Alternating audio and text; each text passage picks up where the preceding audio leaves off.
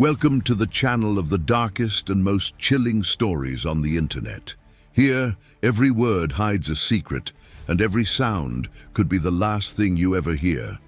Turn off the lights, put on your headphones, and prepare to dive into another terrifying story, where fear itself comes to life. Today you will hear The Last Dawn, a zombie horror story filled with mystery, pain, and survival. The world ended in silence. There were no wars, no bombs. Civilization collapsed because of something so small, so invisible, that no one believed it until it was too late. It all began with a simple cough. Then came the fever, the convulsions, the screams in the hospitals. The news tried to calm the people, saying it was just another viral mutation. But within days, the streets filled with sirens, panic, and death. They called it the hunger syndrome, a mysterious virus that consumed the human body from the inside, erasing the mind and leaving behind only the instinct to feed. It turned ordinary people into soulless creatures, driven by an endless hunger for human flesh. At first they said it was controllable, but when the great cities began to fall, everyone realized the horrifying truth. No one was safe. This is the story of Elias, a former police officer who watched the end of the world unfold before his eyes. A man who had devoted his life to protecting others, but now had to fight just to survive. A man who lost his badge, his home, his family, and learned, in the most painful way, that the real enemy wasn't the dead. It was the living. That morning, Elias drove down an empty road. His radio hissed with static, mixing desperate voices with bursts of gunfire. The wind howled, carrying with it the smell of smoke and rot. In the distance, black columns of smoke rose toward a gray sky. When he entered the nearby town, the silence was deafening. Streets were covered in debris, shop windows shattered, cars left with doors open, houses looted. The scent of death lingered heavy in the air. Then he saw it, a figure stumbling in the middle of the street. It looked like a wounded man, but something was wrong with the way it moved. Its head twitched from side to side, its arms limp, its legs dragging unevenly. Elias called out, but there was no answer. When the man finally looked up, Elias froze. The eyes were completely white. The mouth was covered in blood. Pieces of flesh clung to its chin. Elias aimed his gun, shouting for it to stop, but it kept walking toward him, moaning, gurgling, a sound that didn't belong to anything human. He fired once. The body fell, but seconds later, it rose again, faster, hungrier.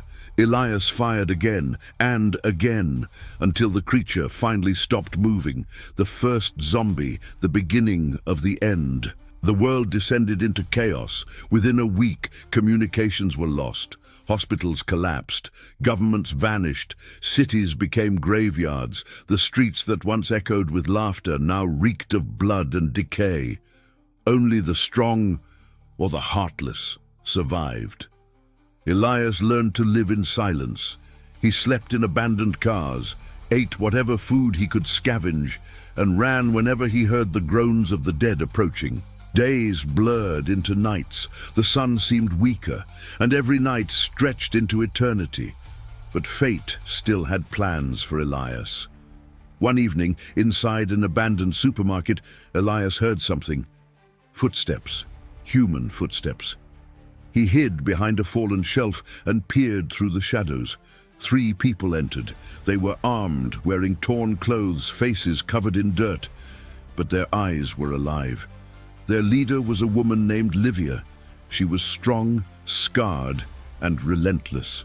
She led a small group of survivors heading north, to what was rumored to be the last functioning military base, humanity's final refuge. Elias joined them.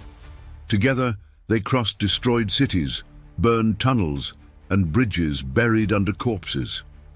But their greatest fear wasn't the undead.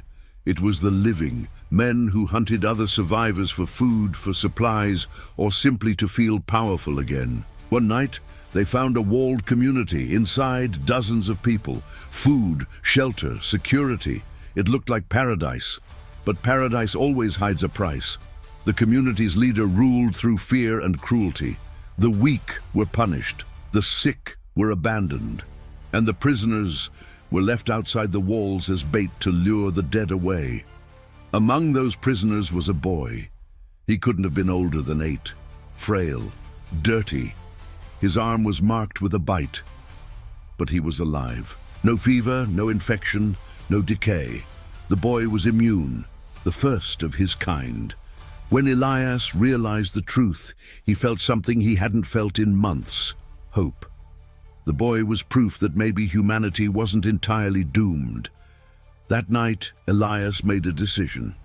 As the dead swarmed the walls and screams filled the air, he and the others tried to escape, but they were caught. Chaos erupted. The horde broke through the gates. Flames spread across the settlement. Elias grabbed the boy and ran through the alleys as the ground trembled beneath his feet.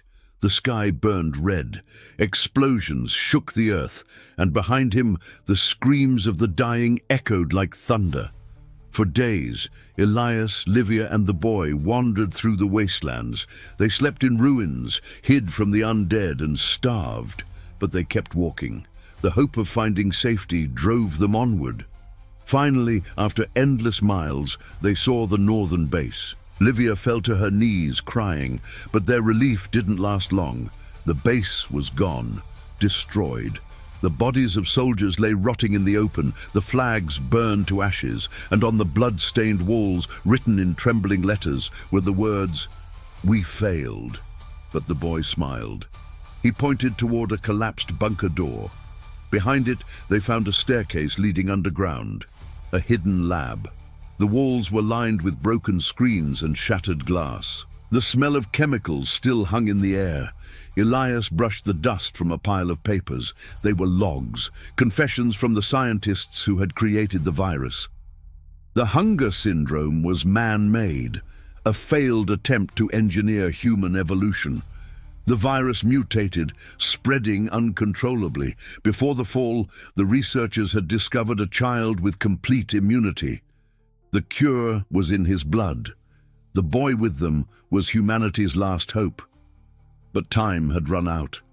The dead had followed their scent. The sound of claws scraping the walls filled the tunnel. Thousands were coming. The earth itself seemed to shake. Elias looked at Livia, then at the boy. He knew what had to be done. He sealed the main entrance, handed the boy to Livia, and whispered, "Live for us." Livia cried but didn't argue. She led the boy to the secondary exit, vanishing into the darkness. Elias stayed behind, alone. He loaded his weapon, took a deep breath, and waited. The first zombie appeared, then another, then hundreds. He fired until his gun clicked empty, then silence. No one ever saw Elias again. Livia and the boy disappeared into the northern forests. Some say they survived, that they built a new community, that the boy grew up and found the cure. Others believe they were devoured by the dead. But there are those who swear that on cold, windy nights, gunshots can still be heard echoing from the ruins in the north. And if you listen closely, you can hear a voice whispering through the darkness. As long as there is hope, humanity will never be dead. If you made it this far, it means you survived another night among the dead. If you liked this story, leave your like and subscribe to the channel. Every week, new horror, suspense, and mystery stories will test your courage and your sleep. Comment below. Do you believe hope still exists at the end of the world? Until the next video. And remember, fear never sleeps.